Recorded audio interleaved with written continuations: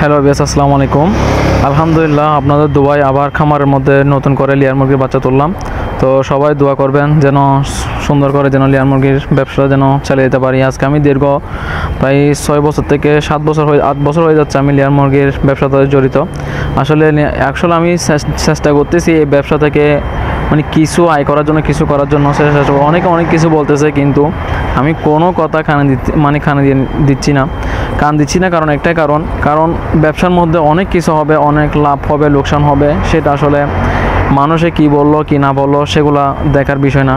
কারণ আমার একটা আইডিয়ার মধ্যে আমার কাজটা করতে হবে, যেন আমি ওই ব্যবসা থেকে যেন উঠে দাঁড়াতে পারি, যেন লোকসান না হয়, লাভ করে কোনো কিছু মানুষকে দেখা দিতে পারি, সেটাই চেষ্টাটা করতে হবে।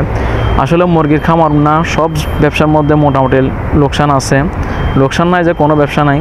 যেমন ধরুন আপনি যেমন ধরুন আমি আপনাদেরকেও যদি এখানে এই দুবাইয়ের মধ্যে দেখি, তাহলে অনেকে গাড়ি চালায়, ঠিক আছে, গাড়ির ব্যবসা করে।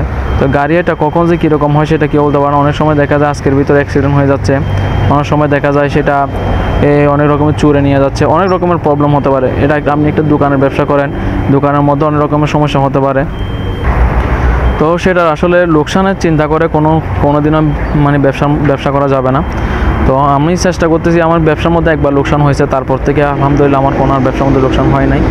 তো ইনশাল্লাহ সামনে দেখি কি হয়, কিন্তু ধৈর্য ধরে যখন আসি এই ব্যবসার মধ্যে কিছু একটা ফলাফল পাবো, সেটাই আশা আছে আল্লাহর কাছে। তো সবাই আমার জন্য দোয়া করবেন, যেমন আমার মুরগিগুলো যেন সুস্থ থাকে। তো ভিডিওটি ভালো লাগলে সবাই একটু লাইক দিবেন। সবাই কোনো কিছু জানা থাকলে কমেন্ট বক্সের মধ্যে জানিয়ে দেবেন। সবাই সুস্থ থাকবেন, ভালো থাকবেন। আসসালামু আলাইকুম রহমতুল্লাহি ওয়া বারাকাতুহু।